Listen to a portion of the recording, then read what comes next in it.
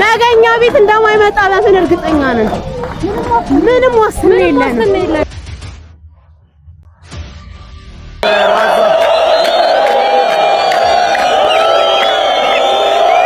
በአዲስ አበባ ሽሮ ሜዳ አካባቢ ወይንም ጉለሌ ክፍለ ከተማ የተፈጸመው አስደንጋጭ ግድያ ወንጀል መላውን ሕዝብ የጉለሌው አሳዛኝ ግድያና የዲሽታ ጊናም የልብ ጩኸት አሜሪካን ኢኮኖሚ ፈነዳች፣ እስራኤል እንደዚህ ሆነች፣ ኢራን ከምትል ይኸው የሀገር ልጅ ወገንህ ደም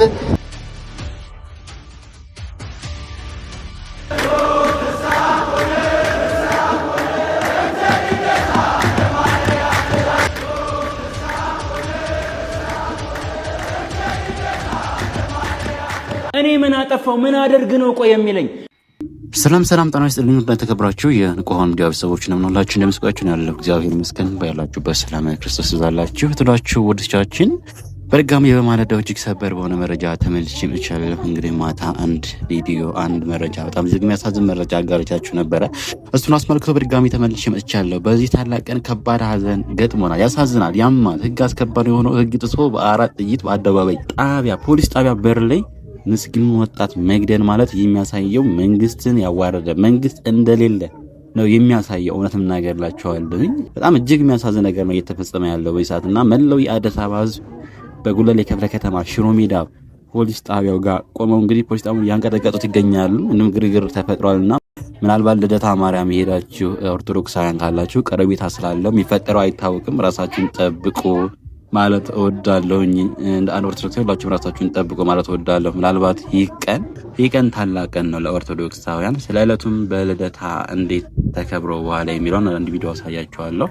ግን ሁላችሁም ኮሜንት ላይ ነስማር ነው ወንድማችን እያላችሁ ኮሜንት ላይ ጻፉ። ስለ ዕለቱ ደግሞ አሜን ለዚህ ያደረሰን እግዚአብሔር ይመስገን እያላችሁ ኮሜንቱን አጥለቅልቁት ማለት እወዳለሁ። ሁላችሁም ይህ ቪዲዮ ላይክ ሳታደርጉ እንዳትጀምሩ ሰብአዊነት የሚሰማችሁ ውድ ኢትዮጵያውያን ለዚህ ወንድማችን ድምጽ ነው።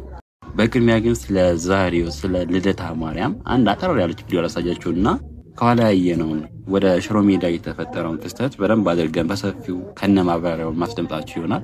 ወደ ቪዲዮ እንሂድ። በድንግል ማርያም ልደት የሚከፋው ሰይጣን ብቻ ነው። በድንግል ማርያም ልደት ሁሉ ይደሰታል። አዳም ይደሰታል፣ መድኃኒቱ ከሷ ሊወለድለት ነውና። መላእክት ይደሰታሉ፣ ጌታን ከሷ ተወልዶ ሊያዩት ነውና። ነቢያት ይደሰታሉ፣ ትንቢታቸው ከሷ በሐፀን ሊፈጸምላቸው ነውና። ሐዋርያት ይደሰታሉ፣ የስብከታቸው ሞገስ ከሷ ተወልዶላቸዋልና። እመቤታችን ልደቷ ደስታችን ነው። በእውነቱ ፀሐይን ይዛ የመጣችው ጎህ ዛሬ ተወለደችልን።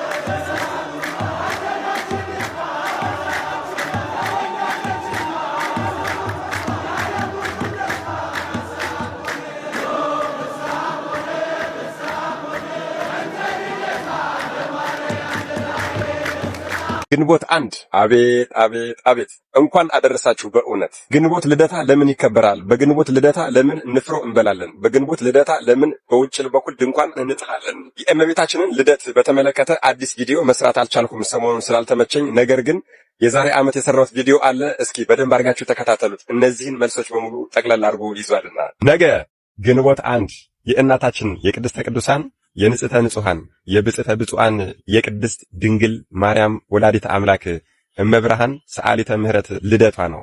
አደራ ይሄ ቪዲዮ ለብዙ ሰዎች እንዲዳረስና ብዙ ሰዎች እንዲያውቁትና እንዲጠቀሙበት ኮፒ ሊንክ እንድታደርጉት ጠይቃለሁ። በጉጉት የምንጠብቀው የተለያዩ ቅዱሳን በየጊዜው ሲነሱ ራሷን እናታችንን ቅድስተ ቅዱሳን ቅድስት ድንግል ማርያምን እናታችን ሆይ ከበዓላቶችሽ በሙሉ የትኛውን በዓልሽን ትወጃለሽ ባሏት ሰዓት እኔስ ልደቴን እወዳለሁ ያለችላቸው የእናታችን የቅድስት ድንግል ማርያም ወላዲተ አምላክ እመብርሃን የተወለደችበት ትልቁ በዓል ደረሰ። ኢያቄምና ሐና ሰማይን ወለዱልን፣ ሰማያቸውም ፀሐይን አወጣችልን፣ አስገኘችልን።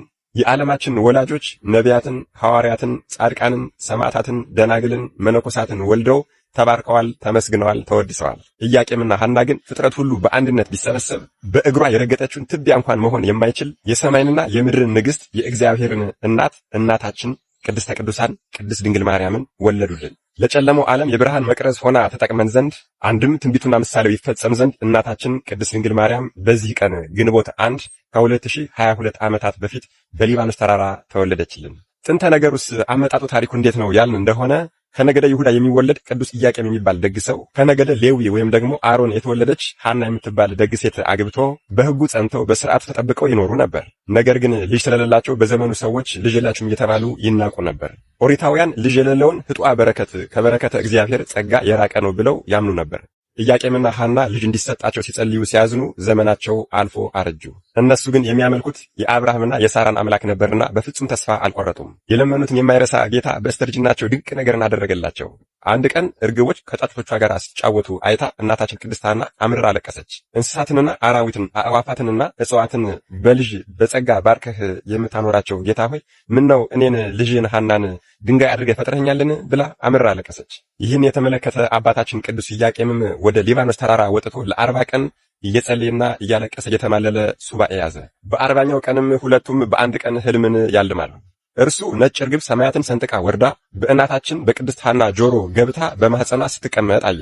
እርሷ ደግሞ የአባታችን የቅዱስ ኢያቄም በትር አብቦ አፍርቶ የሚያምር ፍሬን አውጥቶ ከዚያ ፍሬ ሰዎች ተሰብስበው እየጣፈጣቸው ሲመገቡ ታያለች። አባታችን ቅዱስ ኢያቄም ከሱባኤ እንደተመለሰ ሁለቱም ያዩትን ራእይ አይተው ተጨዋውተዋል። የእግዚአብሔር ፈቃድ ይሁን ብለውም ለ7 ቀናት ጸንተው ቆይተዋል። በ7ኛው ቀን ማለትም ነሐሴ 7 መልአከ ብስራት ቅዱስ ገብርኤል ክንፉን እያማታ ወደ እነርሱ መጣ።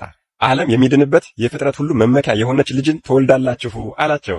እነርሱም በጣም ደስ አላቸው፣ እግዚአብሔርንም አመሰገኑ። በሥርዓቱ መሰረትም አብረው በግብር ተገናኝተው እናታችን ቅድስተ ቅዱሳን ቅድስት ድንግል ማርያም ወላዲተ አምላክ ሊቁ አባታችን ኦ ድንግል ኃጢአት ባለበት ፍትወት የተጸነስሽ አይደለም እንዳለ ነሐሴ 7 ቀን ተጸንሳለች። እናታችን ቅድስተ ቅዱሳን ቅድስት ድንግል ማርያም ከተጸነሰች በኋላም በቅዱሳኑ ኢያቄምና ሐና ላይ ብዙ ፈተናዎች መምጣት ጀመሩ። ምክንያቱም እናታችን ቅድስተ ቅዱሳን ቅድስት ድንግል ማርያም ገና በእናቷ ማኅፀን ውስጥ እያለች ነበር ተአምርን ማድረግ የጀመረችው። እናታችን ቅድስት ሐናን በመጸነሷ እንኳን ደስ አለሽ ሊሏት የመጡ በሽተኞች ሰዎች በሙሉ ተፈውሰው ይሄዱ ነበር።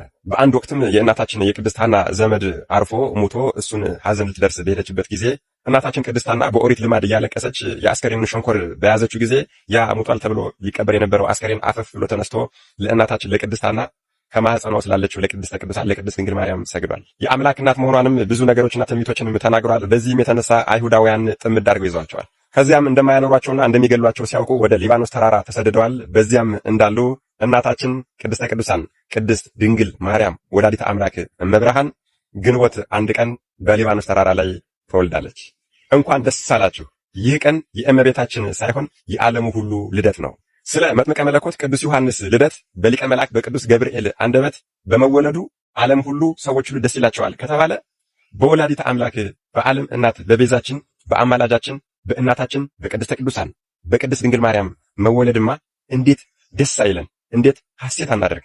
እሺ፣ በቤተ ክርስቲያናችን ትውፊት መሰረት እናታችን ቅድስት ሐናና አባታችን ቅዱስ ኢያቄም ወደ ደብረ ሊባኖስ ወደ ሊባኖስ ተራራ ሲሰደዱ ምንም አይነት ስንቅ አልያዙም ነበር። ምክንያቱም አይሁዳውያን ይገሉናል፣ ያጠፉናል ብለው በሽሽት ላይ ሲሄዱ ስንቅ አልያዙም ነበር። በዚህም የተነሳ ድንኳን ጥለው ንፍሮና ጥራጥሬ ይበሉ ነበረ። ለዚህም ምሳሌ ግንቦት ልደታን ስናከብር እኛም በውጭ በኩል አንዳንድ ጊዜ ድንኳን እየጣልን አልሆነም ደግሞ ዝም ብለን ጥራጥሬና ንፍሮ እየቀቀልን በዓሉን እናከብራለን። ይሄ ደግ የሆነ ምግባርና ምሳሌ ግን አሁን በእኛ ዘመን በዚህ በወጣቶች በኃጢአተኞቹ ተበላሽቷል። አዎ እናታችንን ለመውለድ ሲሉ የተሰቃዩትን ወላጆቿን አስበን ንፍሮ ቀቅለን ሳይሆን የምንበላው ድንኳን ጥለን ምን እንደምናደርግ ሁላችንም እናውቀዋለን። እጅግ በጣም በሚያሳዝን ሁኔታ እንበላለን፣ እንጠጣለን፣ እንሰክራለን፣ በጣም እንጠግባለን። ከዚያም አልፎ ደግሞ እንጨፍራለን፣ እንዘሙታለን። አባቶቻችን ያስቀመጡልን የግንቦት ልደታ የእናታችን የቅድስት ድንግል ማርያም የልደታ አከባበር ይህ አይደለም። ቤተክርስቲያን በማደርና ወደ ቤታችን ከተመለስን በኋላ ደግሞ በፍቅርና በአንድነት ተሰብስበን ለችግረኞች በመራራትና በማዘን እንድናከብረው ነው የታዘዝነው። ስለዚህ ወጣቶች ይህንን ቪዲዮ ለሁሉም በማዳረስ የበዓል አከባበራችንን ዘይቤ እንድናስተካክልና ወደ ቀደሙ ፍቅራችን እንድንመለስ ስል መልእክቴን አስተላልፋለሁ። መድኃኔዓለም ኢየሱስ ክርስቶስ ከእናታችን ከቅድስተ ቅዱሳን ከቅድስት ድንግል ማርያም ወላዲተ አምላክ እመብርሃን ረድኤት፣ በረከት፣ ምልጃ፣ ፍቅር፣ ቃል ኪዳን አይለየን። አሜን። ይቆየን። አሜን። መምህራችን ቃሎት ያሰማልን። በእውነት ስለ ዕለቱ ስለ ግንቦት ልደታ የሚመጥን ትምህርት ተምረናል ብዬ አስባለሁኝ። ከዚህ መቀጠል የምንሄደው እንግዲህ ወደ ሽሮ ሜዳ የተፈጠረው ምንድን ነው የሚለውን መረጃውን በደንብ አድርጌ በዝርዝር አሳያቸዋለሁኝ። በጣም እጅግ የሚያሳዝን ነገር ነው እየሰማን ያለ ነው። ለጆሮአችን ጭው የሚል ነገር ነው። እስኪ ከዚህኛው ቪዲዮ እንጀምር። ፖሊስ ጣቢያ በር ላይ ሆነው የሽሮ ሜዳ ወጣቶች በአደባባይ ወጥተው ጉዳዩን እያወገዙት ይገኛሉ።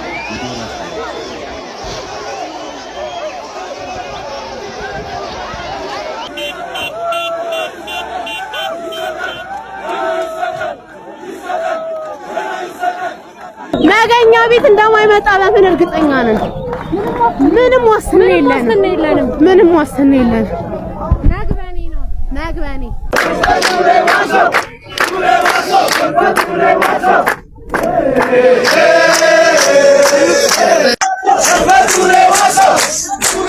ነገ ማለት ነው። በጣም ያዘንኩት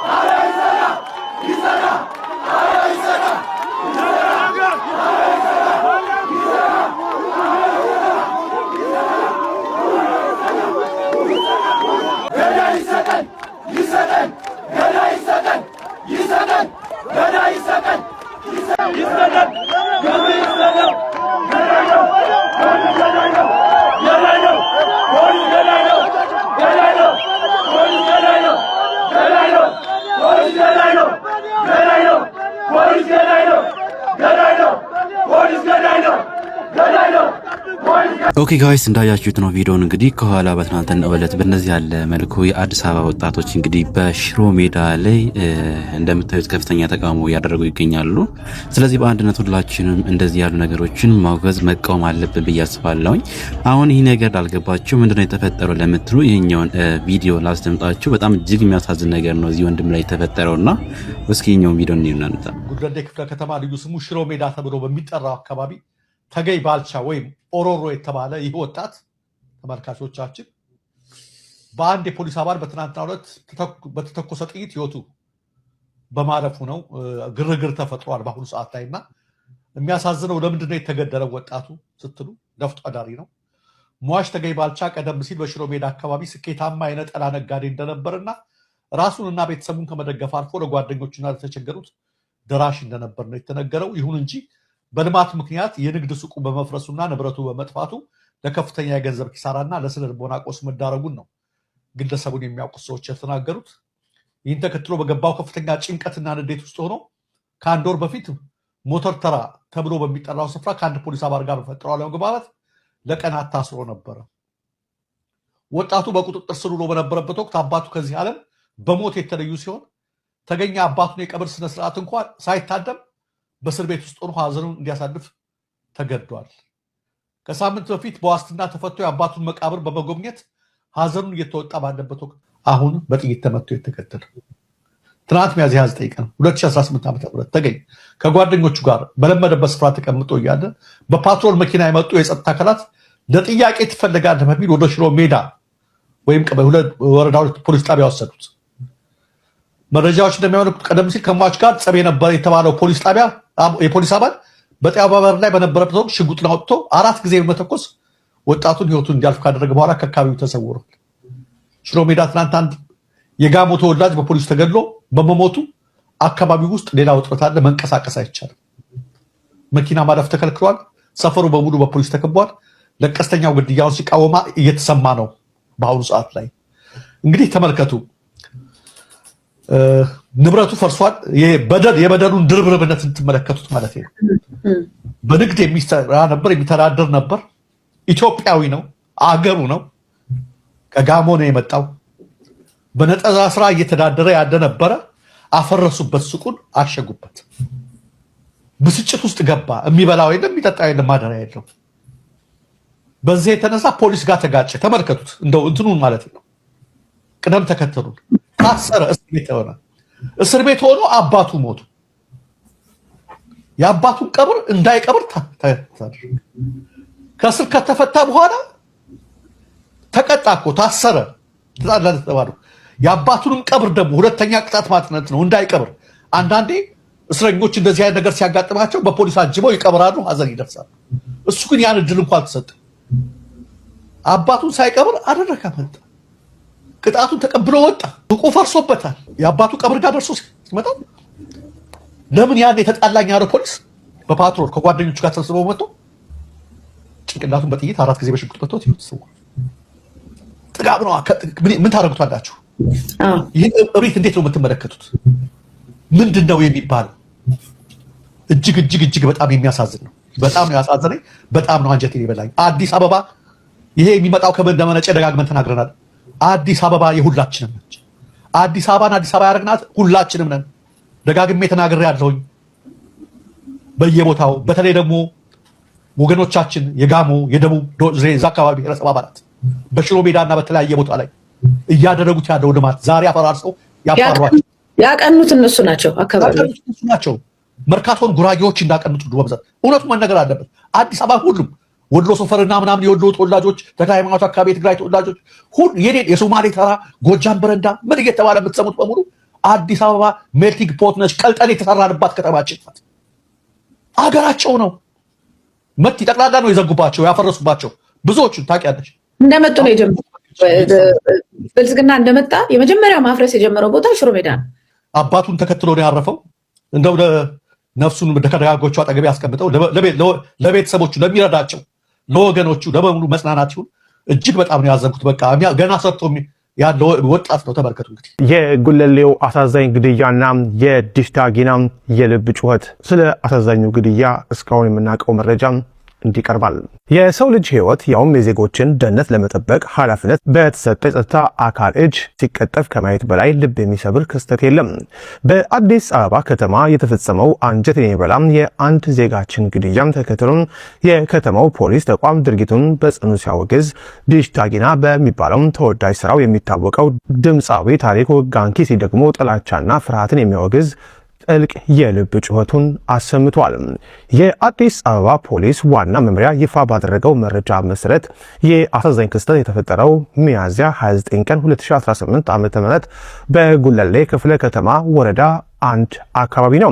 በዕለቱ ከቀኑ 10 ሰዓት ከ40 ላይ ረዳት ሳጅን ማቴዎስ ተመቸው የተባለ የፖሊስ አባል አቶ ተገኘ ባልቻ የተባሉትን ግለሰብ በክላሽንኮቭ ጠመንጃ ተኩሶ ህይወታቸው እንዲያልፍ አድርጓል።